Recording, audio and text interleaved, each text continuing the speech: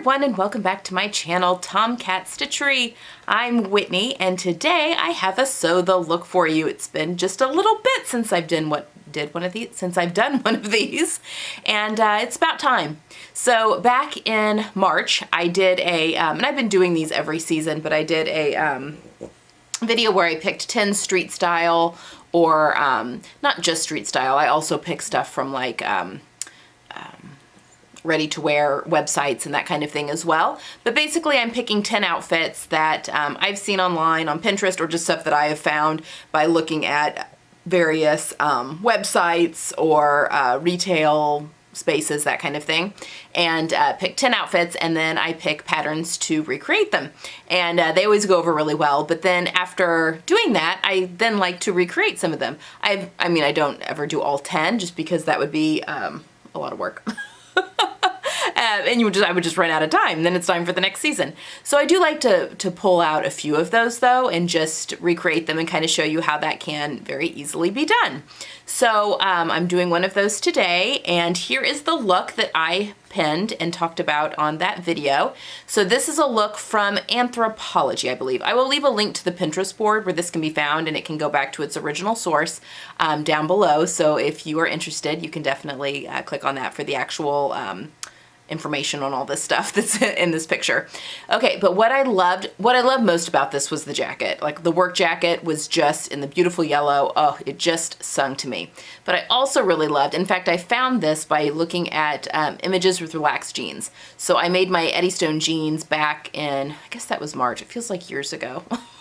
Beginning of this quarantine or whatever, which are more of a relaxed fit. They're fitted through the waist. They're a hit at the natural waist, so a high-waisted jean, and then are a girlfriend fit. So I was just looking for different ways to style those that I hadn't thought of yet, and came across this outfit and just fell in love with it. So I am recreating that today. So let's talk about all the different elements that I used, or the 3 different elements that I used to recreate this look. And then I will pop in some footage of me wearing the recreated outfit. All right, so I will leave this image up the whole time I'm talking so you can kind of reference it. So let's start with the bottoms. So she's got on kind of a relaxed, lighter color wash jean here in this picture. Obviously she's sitting at a weird angle because she's a model, but I make my own interpretations on a few things.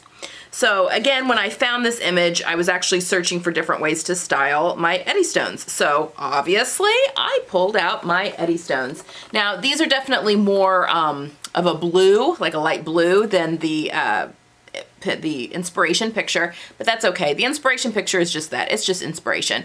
So I, just kind of give you an idea. So yeah, I went with my Eddystones. These are made in the pattern actually calls for, you can use fabric with like 10% stretch, denim with like 10% stretch. I guess it doesn't have to be denim, any bottom weight fabric with 10% stretch. But she also says that you can also use non-stretch, you just may have to adjust, go up a size. I actually made my normal size that I make with Itch to Stitch patterns. I almost always, well I do, I always make a size 8. If it's anything that covers the bust and has cup sizes, I'll do an 8 with a D cup. But for the most part, I'm a size 8. With the exception of the Hepburn turtleneck. I did size up, that's a very fitted turtleneck, and I sized up to a 10 on that one just so I had a little bit more room. But that's a knit top. So anyway, I made the size 8. This was my tester pair. I love them. Now I will say, and I've mentioned it before, I probably need to take about an inch out of the front rise, which is just some pattern work I need to do. Does it bother me enough to not wear these? No. But if I were gonna make this again, I would make that adjustment on this pattern.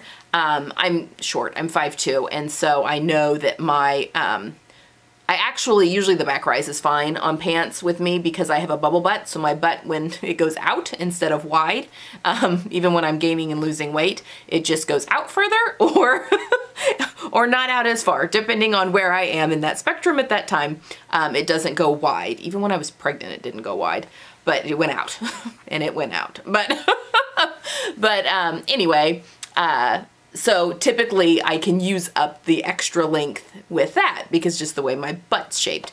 But with the front, because I'm just short everywhere. I have a short, actually, if you look at me in proportion, my torso, and not just the upper part of my body, although it's short too. I have like a higher waist, upper part of my body, but even my, from waist to like leg crease is also short. Just, I mean, I'm 5'2", like it's not gonna be normal sized. So actually my legs tend to be a little bit longer in proportion to the rest of my body.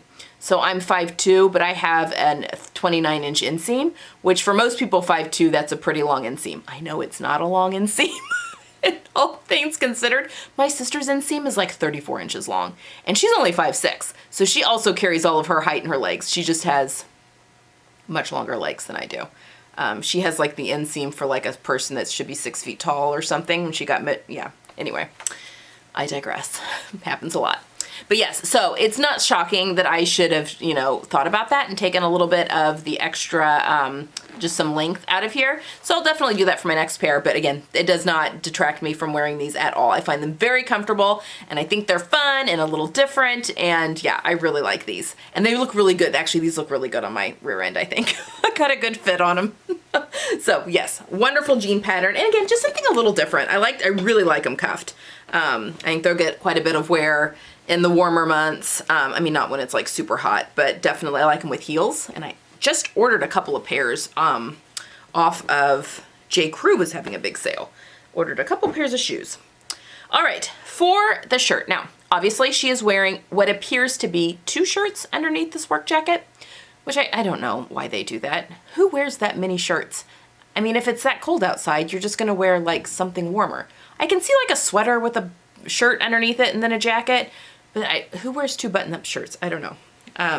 That just seems like a lot of layers and a lot of extra bulk, but that's just me. So I went with the most dominant one, which I thought was the white one, and it appears that it also does not have a collar, that it is a just the collar band. I mean, it was a no-brainer. I picked up my Bond shirt, my Itch to Stitch Bond shirt. This one is also a size 8, but with the D cup. Let's see, what else? I mean, you guys, I did this for the Great Module so long. You have heard me talk ad nauseum about this blouse. It is just a workhorse of a pattern. And this one's especially, I made it in like a lightweight silk twill that I got inherited from my sewing mentor Joyce when I inherited her stash. And it just fits beautiful. I love it. I mean, it's just, it's fitted where it needs to be fitted. It's a great layering piece. It's just or a standalone. I mean, it's a white blouse, and it's not white. It's like a creamy white, so it's a good white for me. So I grabbed this blouse, which I think very much speaks to, it's a little wrinkled, very much speaks to the pattern.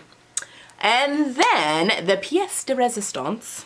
These are also all the patterns that I had picked for this look in the, I'll leave a link to that video actually. If I haven't already left a link, and I might leave the link at the beginning of the video, I will leave it now, but I probably left it at the beginning of the video for the original street style looks. This is, why am I taking off the hanger?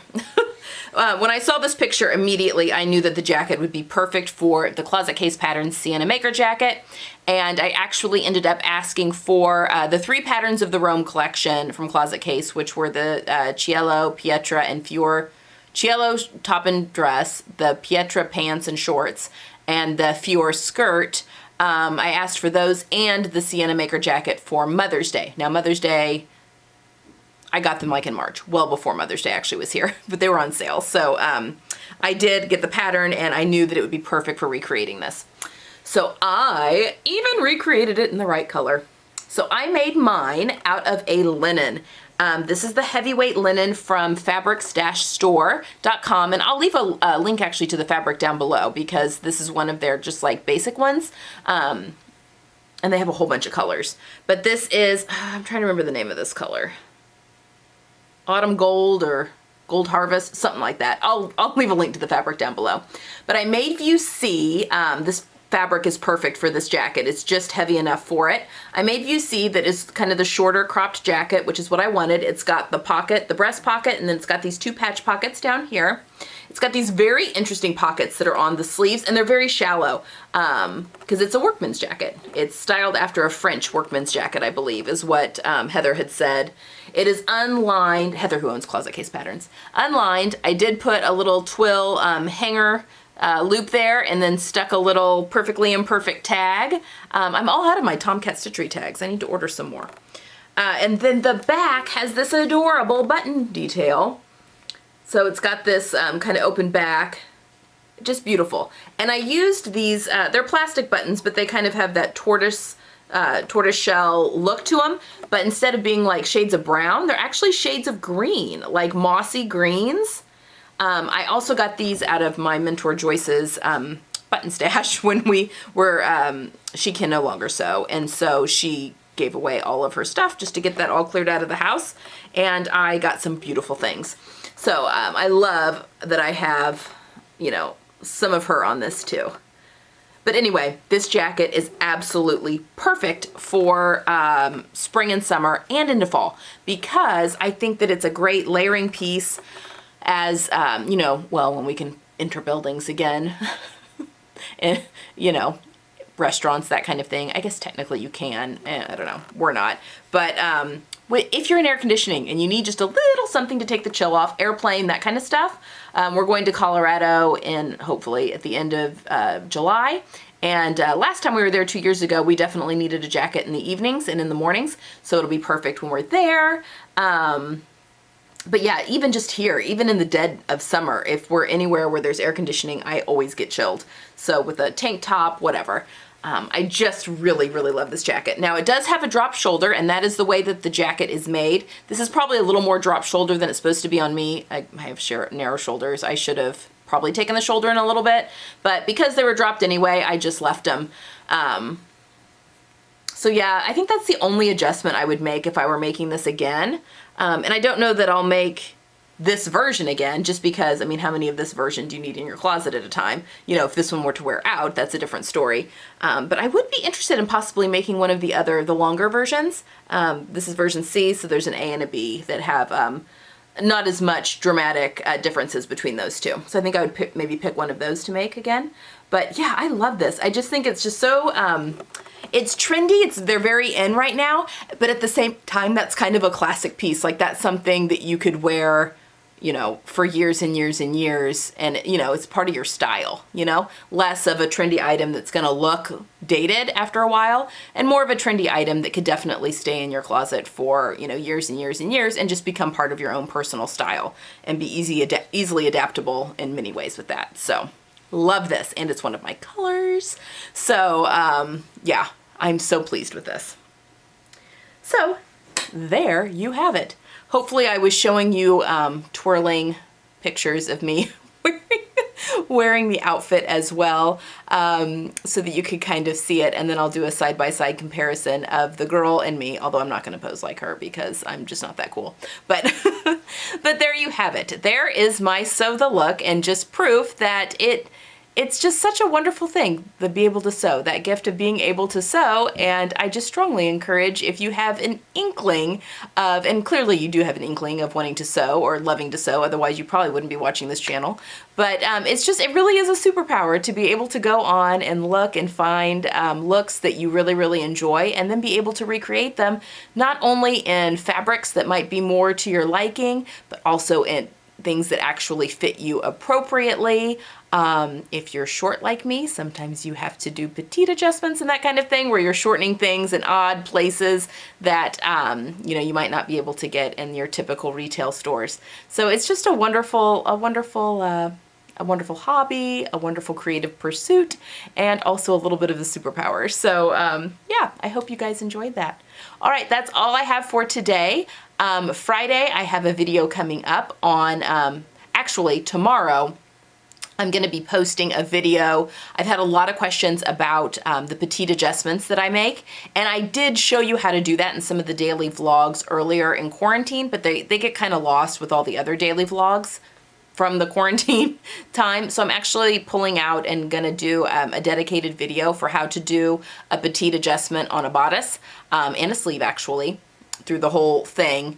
And I'm gonna have its own dedicated video, so that'll be going up Wednesday, mostly because or tomorrow, because it'll be easier for people to reference later on. So people could just go to tutorials and easily be able to find how to do that adjustment without having to dig through a lot of other footage. So that will be going up tomorrow. And then on Friday, I'm gonna be doing a video on, a sponsored video actually, on 5 ways to kind of spark your creativity during this very weird time. I know that I've been dealing with a lot of burnout lately, and you know, a lot of people in the comments have been saying the same thing. which is absolutely okay during this very odd pandemic that we're having right now. But anyway, I'm gonna just do a video on 5 ways just to kind of spark your creativity again and get that sojo back a little bit. Okay, I hope you guys have a wonderful week. If you're watching the daily vlogs, I will see you there. If not, I will see you on Friday or tomorrow in the tutorial. All right, have a good week. Bye, guys.